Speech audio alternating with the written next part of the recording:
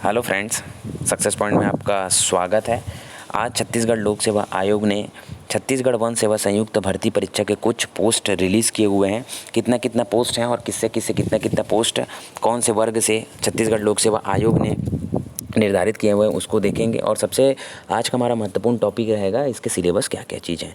और छत्तीसगढ़ लोक सेवा आयोग ने जो आपका जो छत्तीसगढ़ वन सेवा परीक्षा के जो सिलेबस में उसमें कुछ चेंजेस किए हुए हैं, ठीक है, जो कि जो 2017 में जो एग्ज़ाम हुआ था उससे कुछ हटके आपका इस साल का एग्ज़ाम रहेगा। क्योंकि इसमें इस साल के एग्ज़ाम में आपके जो दो टॉपिक हैं, एक कृषि से रिलेटेड और एक आपका वानिकी से रिलेटेड क्या हुआ है, आपका जो टॉपिक है एक्स्ट्रा ऐड हुआ है, ठीक है। तो इसको देखेंगे। सबसे पहले हम स्टार्ट करते हैं। तो ऑनलाइन आवेदन करने की तिथि देखते हैं। ऑनलाइन आवेदन करने की तिथि आपका 16/6/2020 से आपका 15/7/2020, ठीक है। तो जो आपका छत्तीसगढ़ वन सेवा संयुक्त भर्ती परीक्षा है उसका आप ऑनलाइन आवेदन कब से स्टार्ट कर सकते हो? 16/6/2020 से 15/7/2020 तक आप स्टार्ट कर सकते हो। लिखित परीक्षा की तिथि आयोग ने कब निर्धारित की है? लिखित परीक्षा की तिथि आयोग ने 20 सितंबर 2020 को निर्धारित किया हुआ है, ठीक है। तो ऑनलाइन आवेदन की तिथि कब है? 16/6/2020 से 15/7/2020। और लिखित परीक्षा की तिथि आयोग ने निर्धारित किया हुआ है 20 सितंबर 2020 को आपका लिखित परीक्षा आयोग ने तय किया हुआ है, ठीक है। अब आगे देखते हैं कि हमारे लिए क्या क्या चीज़ें और महत्वपूर्ण है। जैसे कि कुछ पोस्ट देख लेते हैं कि आयोग ने कौन कौन सा पोस्ट जारी किए हुए और कितने कितने पोस्ट जारी किए हुए हैं। जैसे कि आपका सहायक वन संरक्षक के लिए आयोग ने 19 पोस्ट जारी किए हैं, जिसमें से आपके 2 पोस्ट किसके लिए? 2 पोस्ट आपके बैकलॉग के लिए हैं। ये हो गया आपका, ठीक है। और यहाँ पे आप देख सकते हो, ये वाले पार्ट में आप देख सकते हो कि कौन कौन से वर्ग के लिए कितने कितने आपका जो आपका पोस्ट है उसको आयोग ने तय किए हुए हैं। उसके बाद देखते हैं कि वन क्षेत्रपाल के टोटल कितने पोस्ट जारी किए हुए आयोग ने। वन क्षेत्रपाल के टोटल आयोग ने 157 पोस्ट जारी हुए हैं, ठीक है। और इस हिसाब से टोटल होता है 178 पोस्ट आयोग ने जारी किए हुए हैं। टोटल किसके किसके लिए? सहायक वन संरक्षक और वन क्षेत्रपाल के लिए। कौन कौन से वर्गों के लिए कितने कितने पोस्ट आरक्षित हैं, इसको आप जाके यहाँ पर आप स्क्रीनशॉट ले लो और यहाँ से आप जाके मैच कर सकते हो, ठीक है।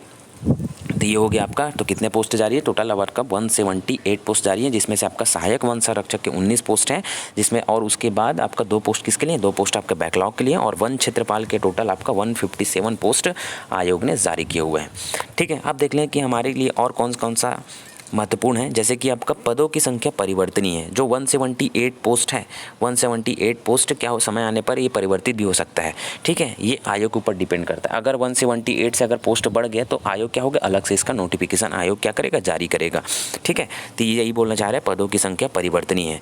ये हमारे लिए कोई इंपॉर्टेंट नहीं है, ठीक है। और देखते हैं कि हमारे लिए कौन कौन सा चीज़ इंपॉर्टेंट है। तो ये हमारे लिए इंपॉर्टेंट है, आवश्यक शैक्षणिक अर्हता। आवश्यक शैक्षणिक अर्हता क्या होनी चाहिए? जैसे कि आपका पहला है आपका निम्नलिखित विषयों में, अर्थात पहला जीव विज्ञान, भौतिक विज्ञान। थर्ड है आपका रसायन में से कम एक विषय के साथ हायर सेकेंडरी परीक्षा या समकक्ष में उत्तीर्ण होना चाहिए, ठीक है। आप अगर हायर सेकेंडरी स्कूल में आप कॉमर्स वाले होगे तो आप कॉमर्स लोग के लिए क्या नहीं है, एलिजिबल नहीं हो सकते। क्योंकि इसमें दिया है कि आपका जो 12वीं लेवल है वो जीव विज्ञान, भौतिक विज्ञान या रसायन शास्त्र में कम से कम एक विषय में एक साथ क्या होना चाहिए, हायर सेकेंडरी परीक्षा में समकक्ष उत्तीर्ण होना चाहिए, ठीक है। उसके बाद देखते हैं कि मान्यता प्राप्त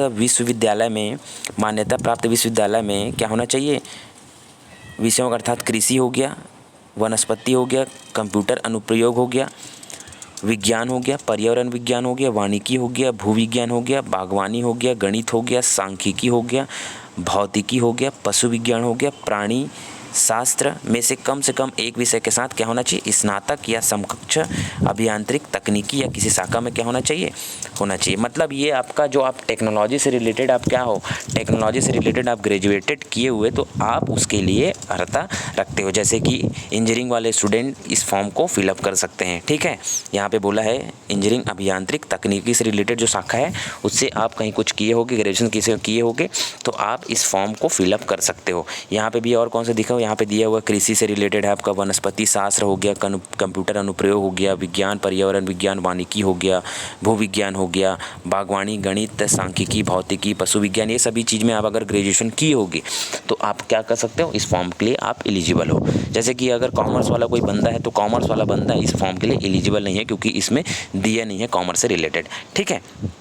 अब देखते हैं कि शारीरिक मापदंड क्या क्या होने चाहिए। तो ये शारीरिक मापदंड है आपका क्या क्या होना चाहिए, जैसे कि आपका ऊंचाई, ठीक है, इसमें ऊंचाई मांगता है, ऊंचाई क्या क्या होना चाहिए, जैसे कि अनारक्षित के लिए, अनुसूचित जाति एवं अन्य पिछड़ा वर्ग के लिए ऊंचाई क्या होना चाहिए। तो उसके लिए ऊंचाई होना चाहिए, पुरुष के लिए आपका 163 और महिला के लिए आपका 150 ऊंचाई होना चाहिए सेंटीमीटर में। कितना, अनारक्षित, अनुसूचित जाति एवं अन्य पिछड़ा वर्ग के लिए पुरुष के लिए ऊंचाई कितना होना चाहिए, 163 होना चाहिए और महिला के लिए 150 होना चाहिए सेंटीमीटर में।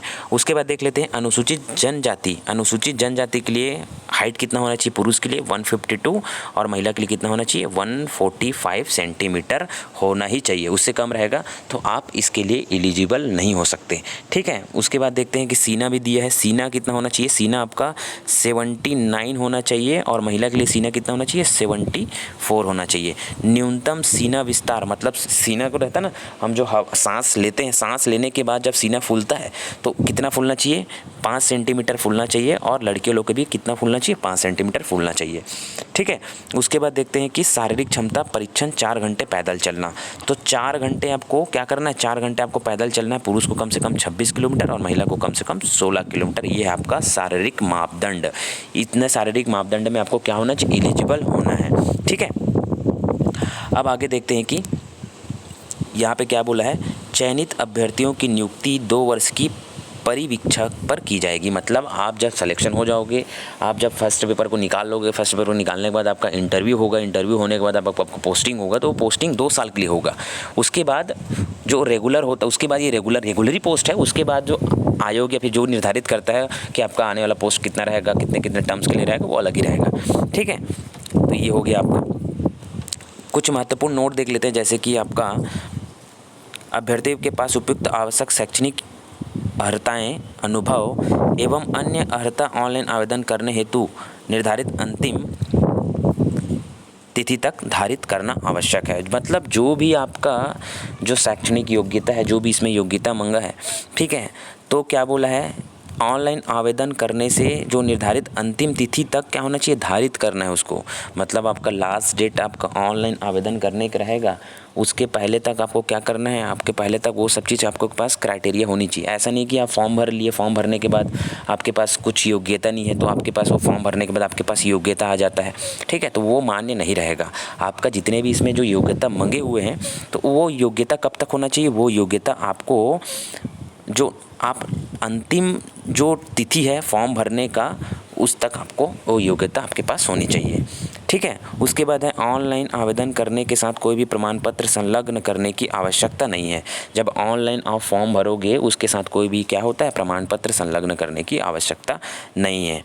उसके बाद देख लेते हैं कि अभ्यर्थियों की आयु क्या होती है। तो अभ्यर्थियों की आयु दिनांक 1/1/2020 को 21 वर्ष से कम, मतलब 1/1/2020 से 21 वर्ष से कम नहीं होना चाहिए उसकी आयु, तथा 30 वर्ष से 30 वर्ष से अधिक न हो।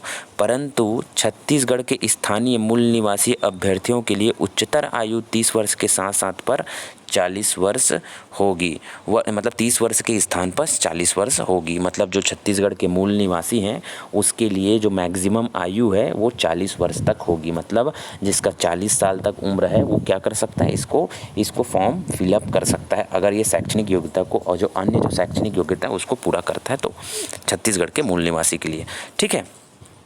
ये हो गया आपका। और देखते हैं कि इसमें क्या कुछ छूट दिए हुए हैं, जैसे कि उच्चतर आयु सीमा में छत्तीसगढ़ शासन सामान्य प्रशासन विभाग द्वारा समय समय पर जारी किए गए निर्देशों के तहत छूट की पात्रता होंगी, ठीक है। ये सब चीज़ें और देख लेते हैं कि हमको इसमें और क्या क्या चीज़ जानकारी प्राप्त कर सकते हैं। जैसे कि यहाँ पे और कुछ है आपका, अभ्यर्थियों को अभ्यर्थियों को हर मान लिया गया है तथा चयन के किसी भी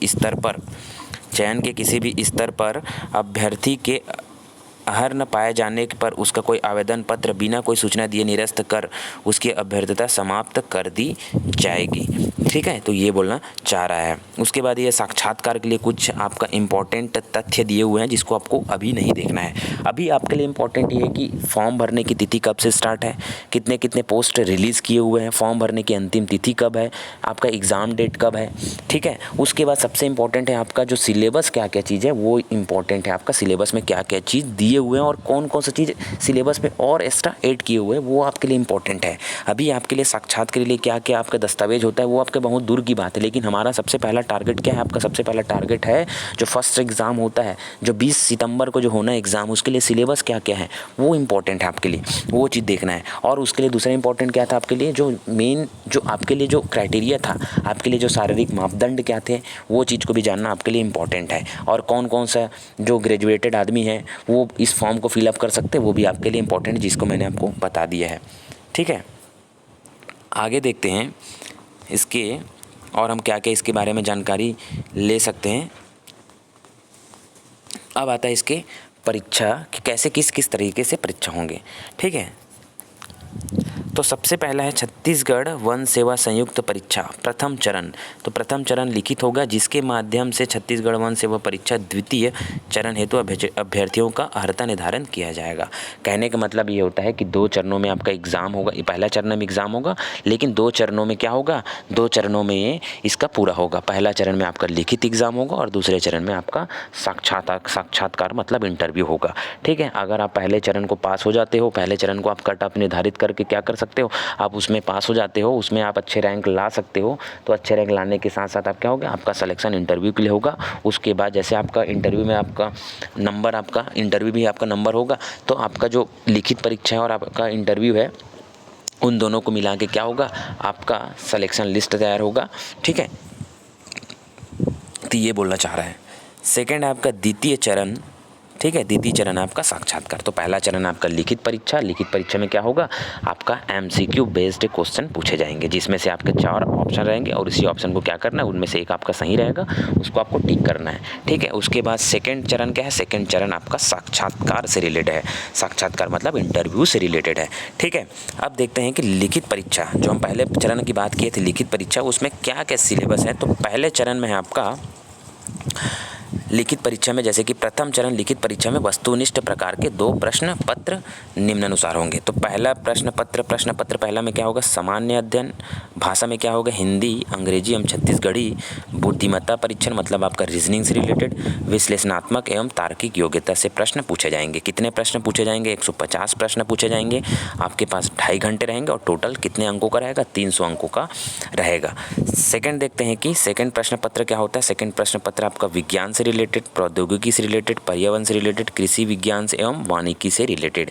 ये जो 2 टॉपिक हैं, यही 2 टॉपिक क्या हुए हैं इस बार के आपके जो एग्ज़ाम में चेंजेस हुए हैं, मतलब चेंजेस हुए हैं करना मतलब फर्स्ट टाइम इसमें ऐड हुए हैं। तो सबसे ज़्यादा आपको इसी को क्या करना है, मेहनत करना है। ठीक है, देखेंगे इसके सिलेबस क्या क्या चीज़ें। इसमें भी आपका 150 प्रश्न पत्र रहेगा, 2.5 घंटे आपके पास समय रहेंगे और टोटल कितने अंक रहेंगे, 300 अंक रहेंगे। तो टोटल कितने अंकों का एग्ज़ाम होगा, टोटल 600 अंकों का एग्ज़ाम होगा। पहला 300 अंक, दूसरा 300 अंक। ठीक है, टोटल 600 अंकों का एग्ज़ाम रहेगा। ठीक है, अब देख लें माइनस मार्किंग कितना है। माइनस मार्किंग कितना है, माइनस मार्किंग 1/3 आपका माइनस मार्किंग रहेगा। आप अगर कोई क्वेश्चन गलत करते हो उसमें से आपका 1/3 क्या होगा, 1/3 नंबर आपको डिडक्शन कर दिया जाएगा। तो ये आपका माइनस मार्किंग कितना रहेगा, 1/3 रहेगा। और MCQ सॉल्व करते करते कितने ऑप्शन रहेंगे, 4 ऑप्शन है। पहले CGPSC में 5 ऑप्शन आते थे, अब क्या होगा, अभी 2019 से साथ तक चेंजेस आ गया था, अब 4 ऑप्शन आपको मल्टीपल क्वेश्चन में आपको मिलेंगे। ठीक है, तो ये हो गया आपका।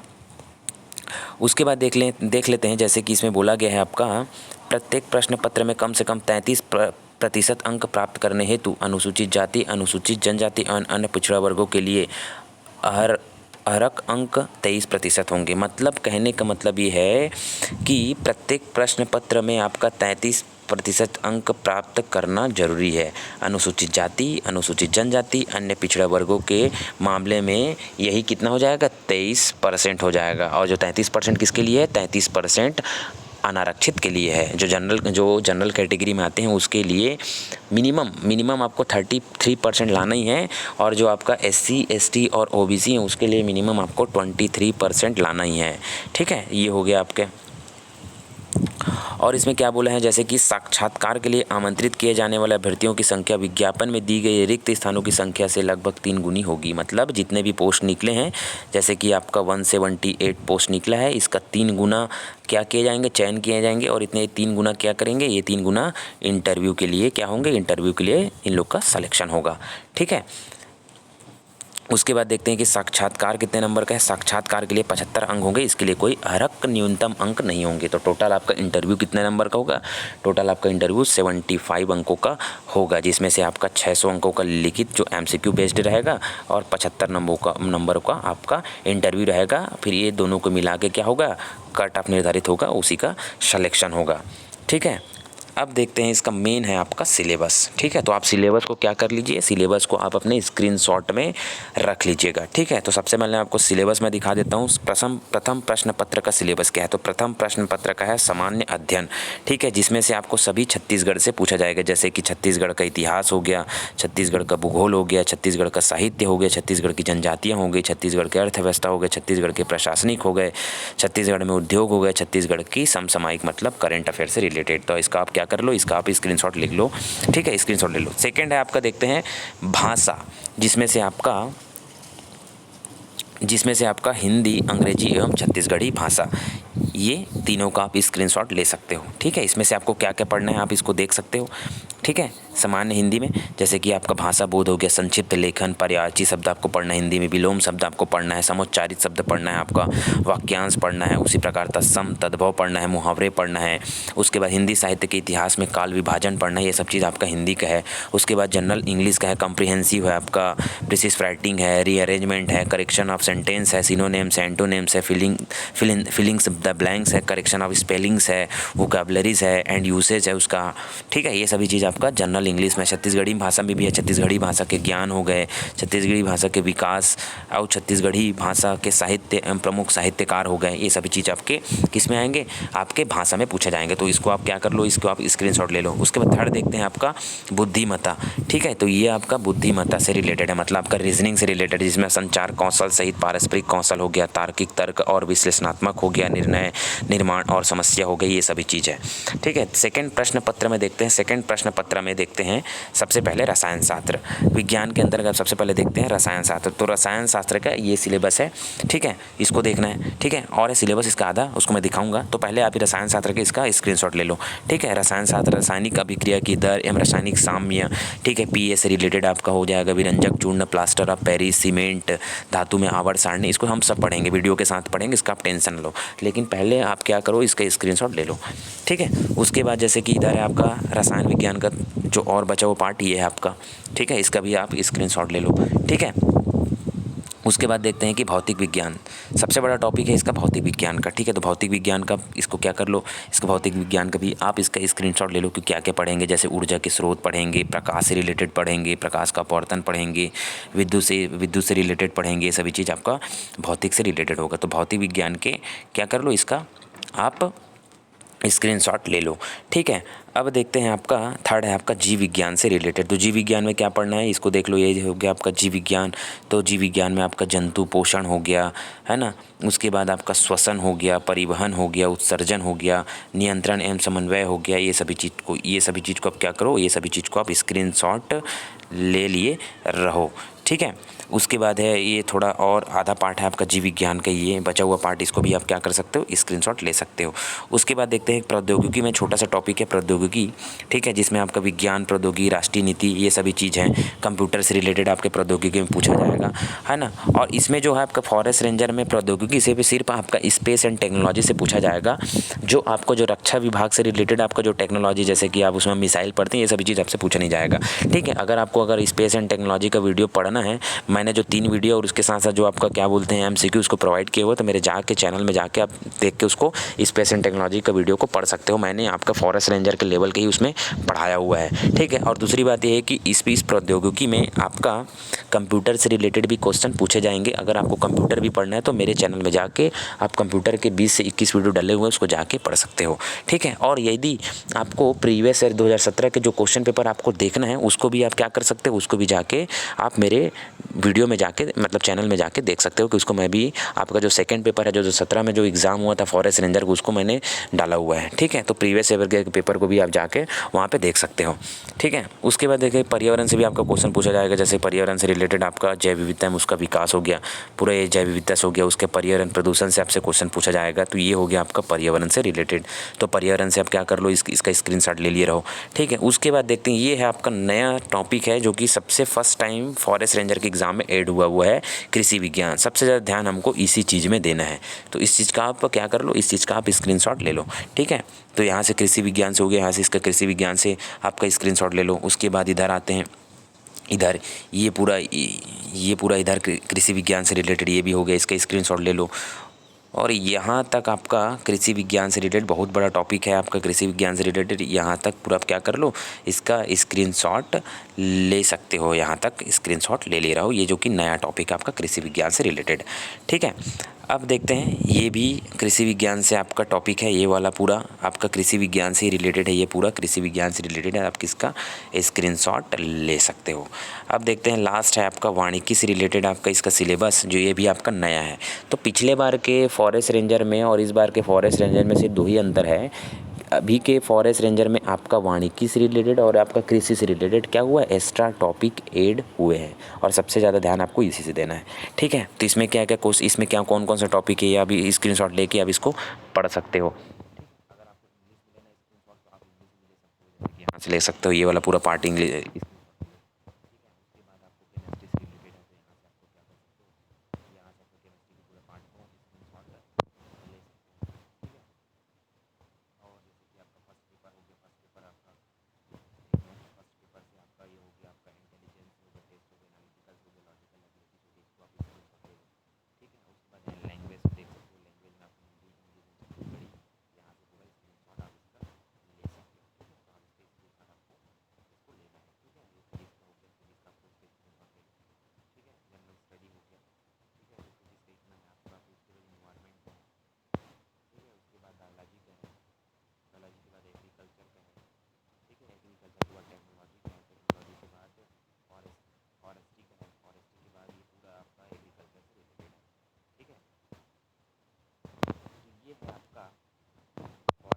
से आपके जो सिलेबस है, जो कि आपका सिलेबस ही सबसे महत्वपूर्ण रखता है, तो आपको क्या करना है, अगर आपके लिए अच्छा होगा तो आप क्या करो, आप कैफ़े में जाके इसका सिलेबस को जाके प्रिंट आउट करा के अपने पास रख सकते हो, ताकि आप एक जो सिलेबस में दिया हुआ है उस एक टॉपिक को आपको उठाना है, और एक एक टॉपिक से आपको उठा के उसको क्या करना है, प्रिपरेशन करना है। सिलेबस के अकॉर्डिंग ही आपको पढ़ना है, सिलेबस से दूर नहीं जाना है। इसलिए मैं आपको सबसे ज़्यादा फोकस करा रहा हूँ सिलेबस पे, क्योंकि इसका सबसे मेन आपका इंपॉर्टेंट है आपका सिलेबस है, और साथ साथ आपके लिए क्या क्या शैक्षणिक योग्यता इसके लिए आयोग ने मांगा हुआ है वो आपके लिए इंपॉर्टेंट है, और कौन कौन इसमें फॉर्म भर सकते हैं और कौन कौन फॉर्म इसमें नहीं भर सकते वो इंपॉर्टेंट है। अगर आपको मेरा वीडियो देखना है, जो कि मैंने आपको स्पेस एंड टेक्नोलॉजी से और कंप्यूटर से रिलेटेड आपने वीडियो डाल दिया हुआ है, उसको अगर देखना है तो मेरे चैनल में जाके उस वीडियो को देख सकते हो, ठीक है। तो अगर आपको वीडियो अच्छा लगा तो कृपया इस वीडियो को लाइक कीजिए, शेयर कीजिए और सब्सक्राइब कीजिए। Thank you.